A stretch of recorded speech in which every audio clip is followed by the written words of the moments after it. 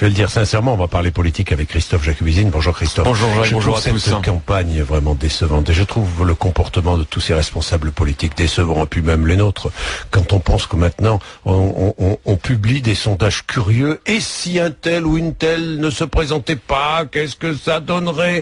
On en est là, hein, on en est là. Et puis il y a cette polémique, ça vole bas, polémique autour des propos de Claude Guéant.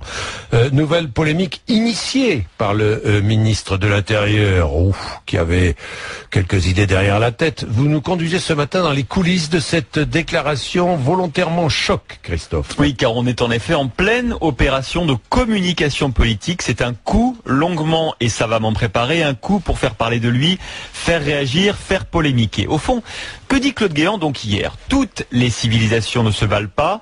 Celle qui défend la liberté, l'égalité et la fraternité nous paraît supérieure à celle qui accepte la tyrannie, la minorité des femmes, la haine sociale ou ethnique. Quand on prend l'ensemble de cette déclaration, Jean-Jacques, on peut effectivement être d'accord. Mais qu'entend-il par civilisation? La civilisation européenne, par exemple, qu'est-ce que c'est? Est-ce que l'histoire allemande en fait partie?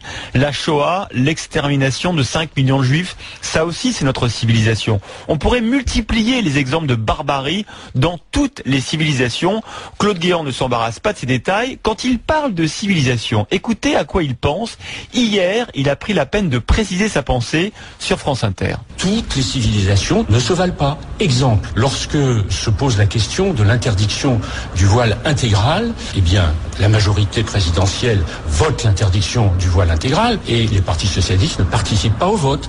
Autre exemple, les prières de rue, ça gêne beaucoup de Français et ça gêne surtout un principe, celui de la laïcité. Et nous avons interdit les prières de rue. Nous y voilà donc, femmes voilées, prières de rue, rien à voir avec une civilisation. On parle plutôt de préceptes religieux, voire même de pratiques conjoncturelles. On rappellera par exemple à Monsieur Guéant que les prières de rue sont quasiment propres à la France, faute de lieu de culte, et qu'elles étaient même organisées par des fonctionnaires de police qui plaçaient les barrières. Alors, vous êtes en train de nous dire que la déclaration de Claude Guéant n'avait qu'un objectif politique. Exactement, celui de faire un signe à une partie des électeurs qui se contentent d'idées toutes faites, et notamment à l'électeur du Front National, qui en général aurait un problème avec les immigrés. En tout cas, Claude Guéant en est persuadé. Et cette déclaration, Jean-Jacques, n'arrive pas au hasard. Vous évoquiez tout à l'heure un sondage du journal du dimanche, un sondage où le journal du dimanche s'amuse avec les sondages, un sondage IFOP publié hier matin, sans la candidature de Marine Le Pen, et où Nicolas Sarkozy arrive du coup à égalité au premier tour avec François Hollande, 33% chacun. Et je vais vous faire une révélation, Jean-Jacques. Ce sondage, cela fait 2 ou 3 semaines qu'il existe, un sondage officieux commandé par l'Élysée. Je n'en ai pas la preuve, mais on m'en a parlé à plusieurs reprises, un sondage qui justement faisait apparaître que Nicolas Sarkozy rattrapait son retard face à Hollande en cas de non-candidature de Marine Le Pen. Tout le monde en parlait dans les coulisses du pouvoir, et hier, en ouvrant le JDD, je me suis dit que les résultats était étrangement équivalent à celui dont on me parlait depuis 15 jours.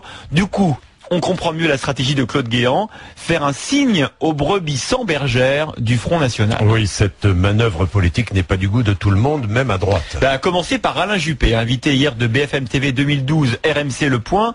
Le ministre des Affaires étrangères a pris ses distances face à cette stratégie politique. Je reconnais que le mot de civilisation peut prêter à confusion. Je crois qu'il faut à tout prix éviter le choc des civilisations, bien entendu. Moi, je ne parlerai pas, effectivement, de choc des civilisations, parce que je pense que c'est inadéquat. C'est inadéquat, et il n'est pas le seul. En coulisses, plusieurs poids lourds du gouvernement dénoncent cette stratégie qu'ils jugent suicidaire. On a plus à y perdre qu'à y gagner, estime ce ténor du gouvernement. Sauf que, quitte ou double, c'est justement aujourd'hui la stratégie choisie par Nicolas Sarkozy.